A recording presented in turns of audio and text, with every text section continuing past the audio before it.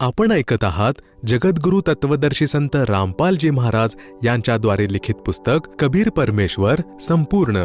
विषय स्पष्टीकरण. ही छायाप्रत ऋग्वेद मंडल 9 सूक्त 86 मंत्र 26 ची आहे, ज्याचा अनुवाद आर्य समाजाच्या आचार्यांनी आणि महर्षी दयानंद यांच्या शिष्यांनी केला आहे, ज्यामध्ये हे स्पष्ट आहे की यज्ञ करणाऱ्या भक्तांसाठी यजमान अर्थात धार्मिक विधी करणाऱ्या भक्तांसाठी परमात्मा सर्व मार्ग सुगम करीत, म्हणजे जीवनाच्या प्रवासाचा मार्ग दुःखापासून मुक्त करणे आणि सुगम करणे. तो त्यांच्या अडथळ्यांवर मात करतो, संकटे दूर करतो अर्थात समाप्त करतो, भक्तांना पवित्र करतो म्हणजेच त्यांना पाप आणि दुर्गुणांपासून मुक्त करतो. जसे पुढील मंत्र 27 मध्ये सांगितले आहे की जो परमात्मा द्युलोक अर्थात सतलोकांमध्ये 3ऱ्या पृष्ठावर विराजमान आहे, तिथे परमात्म्याच्या शरीराचा प्रकाश खूप जास्त आहे. उदाहरणाकरिता परमात्म्याच्या एक रोम शरीराचा केशरंध्राचा प्रकाश करोडो सूर्य आणि तेवढ्याच चंद्रमांच्या प्रकाशापेक्षा अधिक प्रकाश आहे. जर का ते परमात्मा त्याच प्रकाशमय शरीराने पृथ्वीवर प्रकट झाले तर आपली चरमदृष्टी त्यांना नाही बघू शकणार. जसे की घुबड हा पक्षी दिवसा सूर्याच्या प्रकाशामुळे काहीच बघू शकत नाही, हीच परिस्थिती मनुष्याची होईल. त्यामुळे तो परमात्मा आपले रूप अर्थात प्रकाशमय शरीराला सौम्य करत त्या ठिकाणाहून गती करत, जेथे परमात्मा वरती राहतो, विजेच्या वेगाने क्रीडा करत अर्थात शीघ्रग्रामी होऊन येतात आणि श्रेष्ठ पुरुषांना भेटतात. हे देखील स्पष्ट आहे की आपण कवीही अर्थात कबीर देव आहात. आम्ही त्यांना कबीर साहेब म्हणतो, मुसलमान त्यांना अल्लाहू अकबर म्हणतात. स्पष्टीकरण. ही छायाप्रत ऋग्वेद मंडल 9 सूक्त 86 मधील मंत्र 27 ची आहे. यात हे स्पष्ट आहे की परमात्मा द्युलोक अर्थात अमरलोकमधील 3ऱ्या पृष्ठावर अर्थात भागावर विराजमान आहेत. सत्यलोक अर्थात शाश्वत ठिकाणाचे 3 भाग आहेत. एका भागात पहाड, जंगल, धबधबे, बाग बगीचे इत्यादी आहेत. हा बाहेरील भाग आहे. जसे भारताची राजधानी दिल्ली 3 विभागामध्ये विभागली आहे. बाहेरील दिल्ली, ज्यामध्ये गाव, शेत, शेतखळी, कालवे आहेत. दुसऱ्या भागात बाजार आहे. तिसऱ्या भागात संसद भवन आणि कार्यालय आहे. यानंतर द्युलोकामध्ये वस्त्या आहेत. सहपरिवार मोक्षप्राप्त हंस आत्मा राहतात. पृथ्वीवर ज्या प्रकारे भक्ताला भक्तात्मा म्हणतात, त्याचप्रमाणे सतलोकांमधील आत्म्यांना हंसात्मा म्हणतात. सर्वोपरी 3ऱ्या भागात सर्वोच्च परमात्म्याचे सिंहासन आहे. त्यांच्याजवळ फक्त नर आत्मा राहतात. तिथे स्त्री पुरुष एकत्र नाहीत. जर त्यांना आपला परिवार हवा असेल तर शब्दवचनाने फक्त पुत्र उत्पन्न करतात. या प्रकारे शाश्वत स्थान अर्थात सतलोक 3 भागात परमात्मा यांनी विभाजित केला आहे. तिथे म्हणजे सत्यलोकामध्ये प्रत्येक ठिकाणी राहणाऱ्यांमध्ये वृद्धावस्था नाही, तिथे मृत्यू नाही. याकरिता गीता अध्याय 7 श्लोक 29 मध्ये सांगितले आहे की जे जरा म्हणजेच म्हातारपण आणि मरण म्हणजेच मृत्यूपासून मुक्त होण्याचा प्रयत्न करतात, ते तत्ब्रह्म म्हणजेच परम अक्षर ब्रह्माला ओळखतात. त्यांना हे देखील ज्ञान होते की सत्यलोकामध्ये सत्पुरुष राहतो, तिथे वृद्धत्व व मृत्यू नाही. मुले तरुण होऊन नेहमी तरुणच राहतात. पुरावा ऋग्वेद मंडल 9 सूक्त 82 मंत्र 1 ते 2. स्पष्टीकरण. वरील ऋग्वेद मंडल 9 सूक्त 82 मंत्र 1-2 चे छायाचित्र आहे. हा अनुवाद महर्षी दयानंदजींच्या मार्गदर्शनामध्ये त्यांच्याच शिष्यांनी केला आहे. सार्वदेशिक आर्य प्रतिनिधी सभा दिल्ली येथून प्रकाशित आहे. त्यात स्पष्ट आहे की मंत्र 1 मध्ये म्हटले आहे की सर्वांची उत्पत्ती करणारा प्रभू तेजोमय शरीरयुक्त आहे, पापांचा नाश करणारा, सुख प्रदान करणारा आणि सुखाचा वर्षाव करणारा आहे. तो वरील सतलोकामध्ये तख्त म्हणजे सिंहासनावर विराजमान आहे, जो बघायला राजा समान आहे. हेच प्रमाण सूक्ष्म वेद कलामे कबीर मध्ये आहे की अर्श कुर्श पर सफेद गुमट है, जहां परमेश्वर का डेरा, श्वेत छत्र सिर मुकुट विराजे, देखत न उस चेहरे नु. हाच पुरावा बायबल ग्रंथ तसेच कुराण शरीफ मध्ये आहे की परमात्माने 6 दिवसांमध्ये सृष्टी रचना केली. 7व्या दिवशी वर आकाशामध्ये तख्त अर्थात सिंहासनावर विराजमान झाले. बायबलचा उत्पत्ती ग्रंथ 2:26-30 तसेच कुराण शरीफमध्ये सुरा फुरकानी 25 आयत 52-59 मध्ये आहे. ते परमात्मा आपल्या अमरस्थानातून चालत पृथ्वीवर शब्दवाणीतून ज्ञान ऐकवतो. हे वर्णीय म्हणजेच आदरणीय श्रेष्ठ व्यक्तींना प्राप्त होतात, त्यांना भेटतात. जसे 1. संत धर्मदासजी बांधवगड मध्य प्रदेशवाल्यांना भेटले. 2. संत मलुकदासजींना भेटले. 3. संत दादूदासजी आमेर राजस्थान यांना भेटले. 4. संत नानक देवजींना भेटले. 5. संत गरीबदासजी गाव छुडानी जिल्हा झज्जर हरियाणावाले यांना भेटले होते. 6. संत घिसादासजी गाव खेकडा जिल्हा बागपत उत्तर प्रदेशवाले यांना भेटले. 7. संत जंभेश्वरजींना भेटले. बिश्नोई धर्माचे प्रवर्तक यांना भेटले. गाव समराथल राजस्थान यांना भेटले. तसेच हजरत मुहम्मद यांना भेटले. असेच हे समर्थ प्रभू अनेक चांगल्या आत्म्यांना भेटले. ते परमात्मा चांगल्या आत्म्यांना भेटतात जे परमेश्वराचे दृढ भक्त असतात. त्यांच्यावर परमात्म्याचे विशेष आकर्षण असते. उदाहरणामध्ये सांगितले आहे की जसे विद्युत अर्थात आकाशातील वीज आकर्षणाच्या ठिकाणी आधार बनून पडते, जसे कांस्य धातूवर वीज पडते. पूर्वी कांस्य धातूचे ताट, वाट्या, ग्लास, लाटणं इत्यादी असायचे. पावसाळ्यामध्ये ताबडतोब उचलून घरामध्ये भांडी ठेवत असत. वृद्ध सांगत होते की कांस्य धातूच्या भांड्यावर वीज पडते, त्याचप्रमाणे परमात्मा आपल्या प्रिय भक्तांवर आकर्षित होऊन भेटतात. ऋग्वेद मंडल 9 सूक्त 82च्या मंत्र 2 मध्ये हे देखील स्पष्ट केले आहे की परमात्मा त्या चांगल्या आत्म्यांना उपदेश करण्याच्या उद्देशाने स्वतः महापुरुषांना भेटतात. उपदेशाचा भावार्थ आहे की परमात्मा तत्वज्ञान सांगून त्यांना दीक्षाही देतात. त्यांचे सद्गुरू देखील स्वतः परमात्माच असतात. हे देखील स्पष्ट केले आहे की परमात्मा अत्यंत गतिशील पदार्थ म्हणजे विजेसमान वेगाने तीव्रगामी होऊन त्यांच्या धार्मिक यज्ञामध्ये स्वतः पोहोचतात. संत धर्मदासला परमात्माने म्हटले होते की मी तेथे अवश्य जातो जिथे धार्मिक यज्ञ होतात, कारण की माझ्या अनुपस्थितीमध्ये काल काहीही उपद्रव करतो, ज्याने साधकांचा विश्वास परमात्मावरून नाहीसा होतो. माझ्या असण्याने तो अशी गडबड करू शकत नाही. याकरिता गीता अध्याय 3 श्लोक 15 मध्ये म्हटले आहे की तो अविनाशी परमात्मा ज्यांनी ब्रह्मला पण उत्पन्न केले नेहमीच यज्ञांमध्ये प्रतिष्ठित आहे. म्हणजेच धार्मिक यज्ञांमध्ये त्यांनाच इष्टरूप मानून आरती आणि स्तुती केली पाहिजे. याच ऋग्वेद मंडल 9 सूक्त 82 मंत्र 2 मध्ये हे देखील स्पष्ट केले आहे की तुम्ही कबीर देव आहात, जे सर्वांना उपदेश देण्याच्या इच्छेने येता. तुम्ही पवित्र परमात्मा आहात. आमच्या पापांना सोडवून अर्थात नाश करून हे अमर परमात्मा तुम्ही आम्हाला सुख द्या आणि द्युतम वसानहा निर्निजम परियसी, आम्ही तुमचीच मुले आहोत.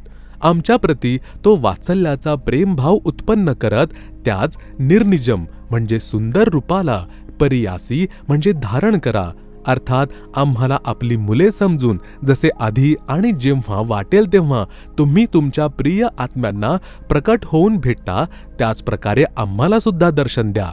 आता ऋग्वेद मंडल 9 सूक्त 96 मंत्र 17चा अनुवाद. शिशुम जज्ञानम हरियंतम. परमेश्वर जाणून बुजून म्हणजे परिस्थिती समजून तत्वज्ञान सांगण्याच्या उद्देशाने शिशुरूपामध्ये प्रकट होतो. तुमच्या ज्ञानाला ऐकून मरुतो गणेन म्हणजे भक्तांचा खूप मोठा समूह त्या परमात्म्याचा अनुयायी बनतो. मृजंती शुम्यंती वहीन म्हणजे तुमचे गूढ ज्ञान बुद्धिजीवी लोकांना समजते. ते त्या परमेश्वराची स्तुती भक्ती तत्वज्ञानाच्या आधाराने करतात.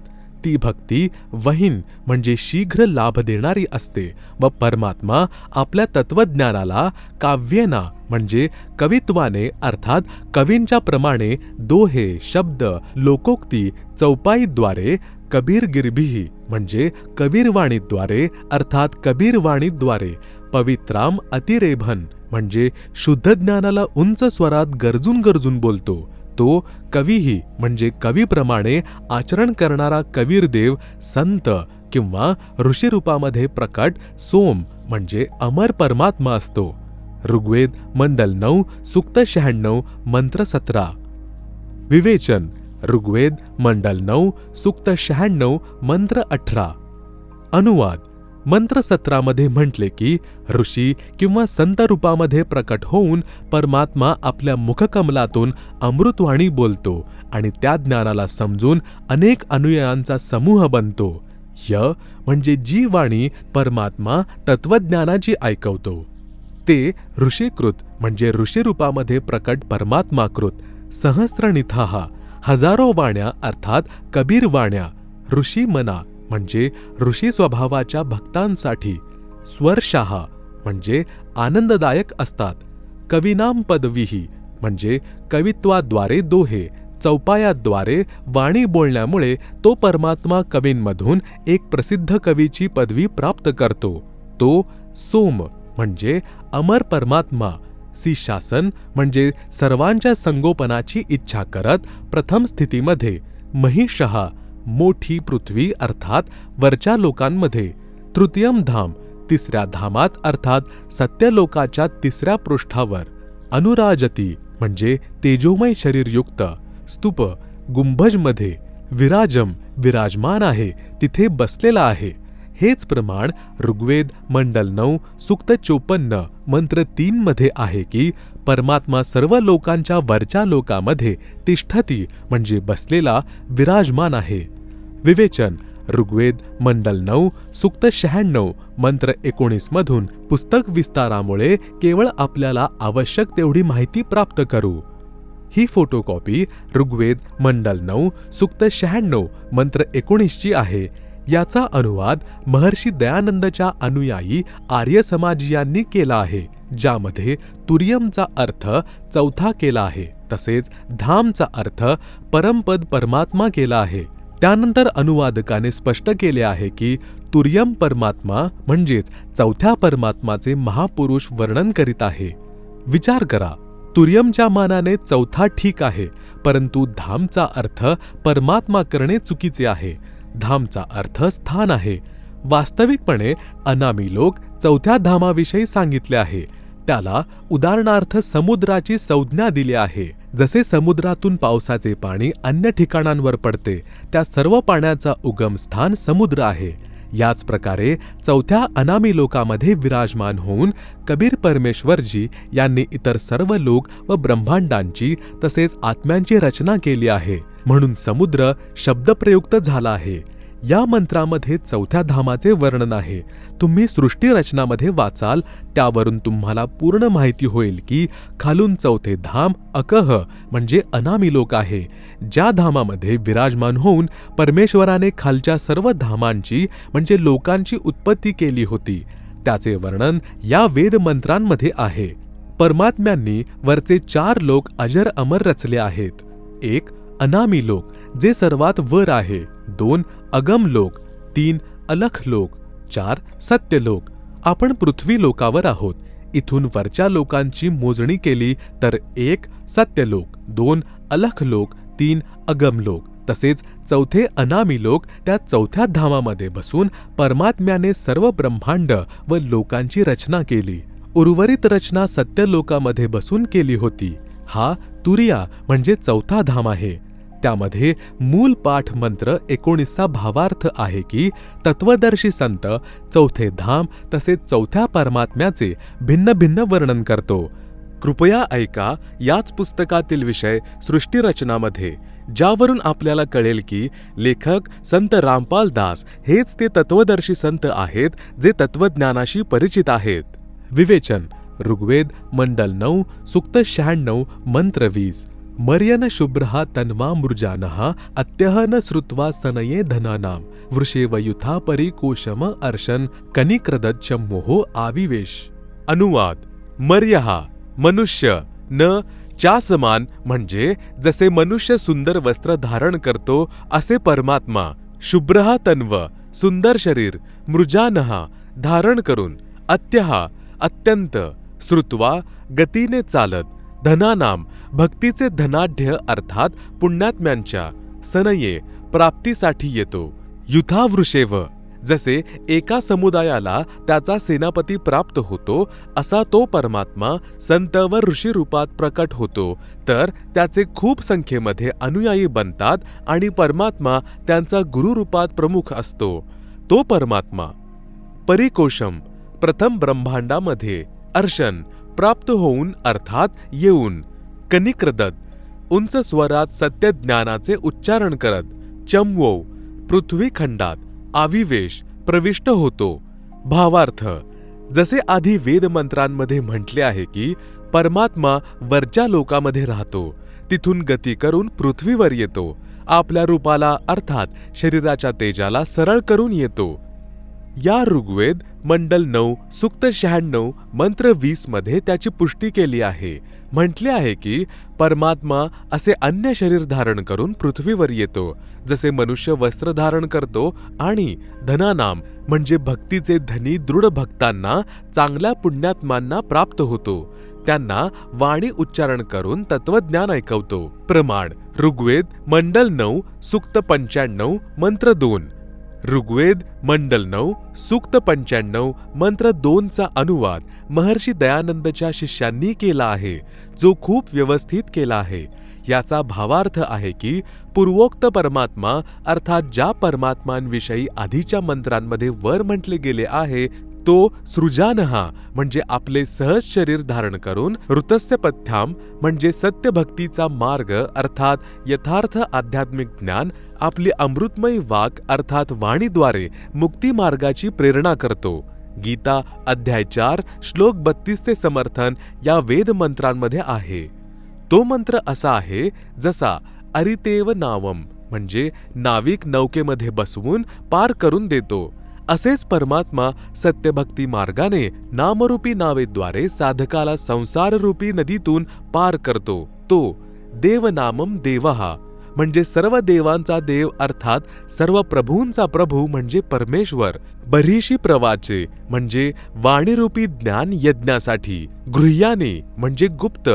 नामा आविष्कृणोती म्हणजे नामांचा आविष्कार करतो अर्थात जसे गीता अध्याय 17 श्लोक 23 मध्ये ओम तत् सत मध्ये तत् तसेच सत हे गुप्त मंत्र आहेत, जे त्याच परमेश्वराने मला म्हणजे संत रामपाल दासला सांगितले आहेत. त्यांच्याद्वारेच पूर्ण मोक्ष संभव आहे. सूक्ष्म वेदामध्ये परमेश्वराने म्हटले आहे की सोहम शब्द हम जगमे लाए, सार शब्द हम गुप्त छिपाए. भावार्थ, परमेश्वराने स्वयं सोहम शब्द भक्तीसाठी सांगितला आहे. हा सोहम मंत्र कोणत्याही प्राचीन ग्रंथ म्हणजे वेद, गीता, कुराण, पुराण तसेच बायबल यामध्ये नाही. नंतर सूक्ष्म वेदामध्ये म्हटले आहे की सोहम ऊपर और है, सत्य सुकृत एक नाम, सब हंसों का जहां बास है, बसती है बिन थाम. भावार्थ, सोहम नाम तर परमात्म्याने प्रकट केले आहे, आविष्कार केला, परंतु सार शब्दाला गुप्त ठेवले होते. आता मला म्हणजे लेखक संत रामपालला सांगितले आहे, जो साधकांना दीक्षेच्या वेळी सांगितला जातो. याचा गीता अध्याय 17 श्लोक 23 मध्ये म्हटलेल्या ओम तत् सतशी संबंध आहे. प्रमाण ऋग्वेद मंडल 9 सूक्त 94 मंत्र 1. विवेचन ऋग्वेद मंडल 9 सूक्त 94 मंत्र 1 चा अनुवाद देखील आर्य समाजाच्या विद्वानांद्वारा केलेला आहे. विवेचन पुस्तकातील तपशील लक्षात घेता त्यांच्याच अनुवादावरून आपले मत सिद्ध करतात. जसे अगोदर लिहिलेल्या वेदमंत्रांमध्ये सांगितले गेले आहे की परमात्मा आपल्या मुखकमलातून वाणी उच्चारण करीत तत्वज्ञान सांगतात. लोकोक्तींच्या माध्यमातून काव्यात्मक दोहे, शब्द, साखी, चौपाया यांच्या माध्यमातून वाणी बोलत असल्याकारणाने प्रसिद्ध कवींमधूनही एक कवीची पदवी उपाधी प्राप्त करतात. त्यांचे नाव कबीरदेव अर्थात कबीर साहेब आहे. या ऋग्वेद मंडल 9 सूक्त 94 मंत्र 1 मध्ये सुद्धा हेच स्पष्ट केलेले आहे की जो सर्व शक्तिमान परमेश्वर आहे तो कवियन व्रजम्न म्हणजे कवींच्या प्रमाणे आचरण करत पृथ्वीवर वावरतो. प्रमाण ऋग्वेद मंडल 9 सूक्त 20 मंत्र 1. विवेचन ऋग्वेद मंडल 9 सूक्त 20 मंत्र 1 चा अनुवाद देखील आर्य समाजाच्या विद्वानांनी केला आहे. याचा अनुवाद बरोबर कमी चुकीचा अधिक आहे.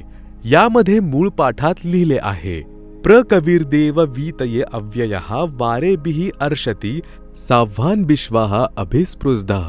सरलार्थ, प्र वेदज्ञान दातापासून जो दुसरा कबीरदेव, कबीरदेव म्हणजे कबीर परमेश्वर आहे, तो विद्वानांना अर्थात जिज्ञासूंना, वीतये म्हणजे ज्ञानधनाच्या तृप्तीसाठी, वारेभिः म्हणजे श्रेष्ठ आत्म्यांना, अर्षती म्हणजे ज्ञान देतो तो, अव्ययः अविनाशी तसेच रक्षक आहे, साव्हान म्हणजे सहनशील, विश्वाः म्हणजे तत्वज्ञानहीन सर्व दुष्टांना, खोट्या गुरूंना, स्पृधाः म्हणजे अध्यात्मज्ञानाची स्पर्धा अर्थात ज्ञानगोष्टी रूपी वाक युद्धामध्ये, अभि म्हणजे पूर्ण रूपाने तिरस्कृत करून त्यांची बोलती बंद करतो। विशेष क या मंत्राच्या अनुवादाच्या फोटोकॉपीमध्ये तुम्ही पाहाल तर माहीत होईल की अनेक शब्दांचे अर्थ आर्य विद्वानांनी सोडलेले आहेत, जसे प्र वारेभिः, ज्या कारणामुळे वेदांचा यथार्थ भाव समोर येऊ शकला नाही। ख माझ्या अनुवादावरून स्पष्ट होते की तो परमात्मा चांगल्या आत्म्यांना म्हणजे दृढ भक्तांना ज्ञान देतो, त्या परमात्म्याचे नाव देखील लिहिले आहे कबीरदेव, आम्ही कबीर परमेश्वर म्हणतो। विवेचन, वरील प्रमाणांवरून हे स्पष्ट झाले की पूर्ण ब्रह्म परमेश्वर म्हणजे सृजनहार कबीर अल्लाह आहे, तोच यथार्थ संपूर्ण आध्यात्मज्ञान सूक्ष्म वेद जी त्याची बोललेली कबीरबाणी कलामे कबीर आहे मध्ये सांगतो, ते संपूर्ण ज्ञान वर्तमानामध्ये दास म्हणजे रामपाल दासच्या व्यतिरिक्त विश्वामध्ये कोणाच्याच जवळ नाही, ही अभिमानाची बाब नाही, सत्य आहे। सर्व धर्मांचे मानव स्त्री पुरुष त्याच अल्लाह कबीर म्हणजे परमेश्वर कबीरजी यांचा आपला आत्मा आहे, सर्वांचे कल्याण करणे हा त्या परमेश्वरचा उद्देश आहे। इथे सैतान म्हणजे कालब्रह्मने सर्वांना भ्रमित करून ठेवले आहे, खरा मार्ग तोच येऊन दाखवतो। आता आपण अजून अधिक माहिती वाचा त्याच परमेश्वराच्या विषयी, तो कसे कसे वेश बनवून चांगल्या आत्म्यांपर्यंत पोहोचतो। अल खिजरला आज वेगवेगळ्या सभ्यतांमध्ये विभिन्न नावांनी ओळखले व पूजले जाते। अल खिजरचा 55 हदीसांमध्ये उल्लेख मिळतो। काही घटना खालीलप्रमाणे आहेत। 1. मुहम्मदला अल खिजरचे दिसणे व सोबत फिरणे। अल जुहादमध्ये वर्णन आहे, मुहम्मद म्हणतात की अल खिजर व एलियाह किंवा एलियास किंवा एलिजा दरवर्षी रमजानचा महिना जेरुसलममध्ये एकत्र घालवतात। काही मुसलमान व ईसाई पाद्री म्हणजे शास्त्रींचे हे मत आहे की अल खिजर व एलिया एकच व्यक्ती आहे।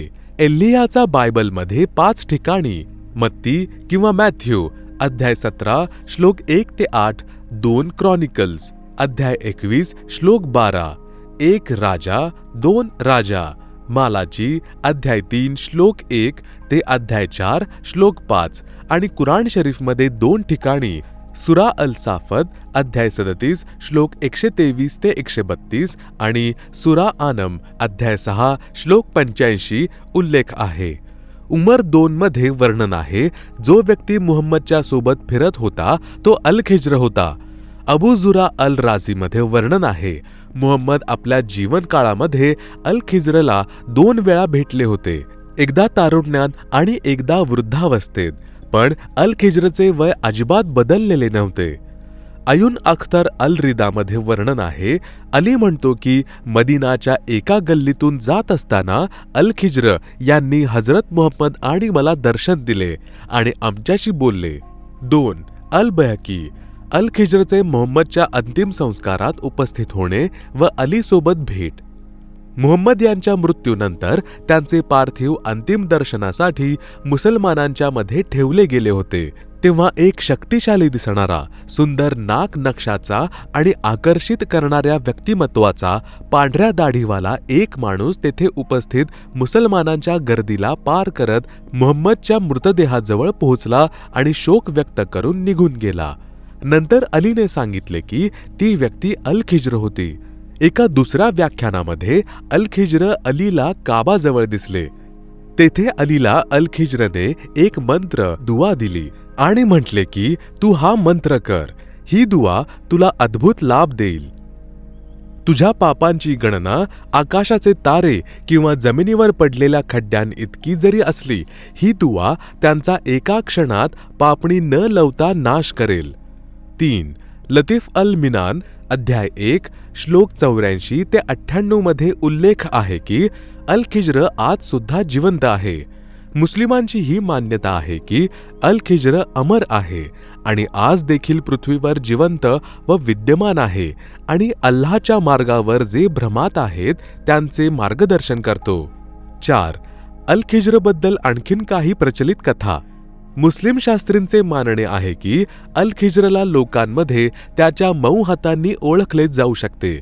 काहींचे मानणे आहे की अल खिज्रच्या हातांमध्ये हाडे नाहीत. सूफी इमामांचे मानणे आहे की आपण आपल्या जीवनकाळामध्ये एक वेळा अल खिज्रला अवश्य भेटावे. जेव्हा तुम्ही कोणत्या पांढरी दाढी असलेल्या व्यक्तीसोबत हस्तांदोलन कराल आणि त्याच्या हातात हाडे नसतील तर समजून जा की तो अल खिज्र आहे. अल खिज्रला जिंदा पीर सुद्धा म्हटले गेले आहे. मुस्लिम देशांमध्ये अल खिज्रची असंख्य स्मृतिस्थळे विद्यमान आहेत.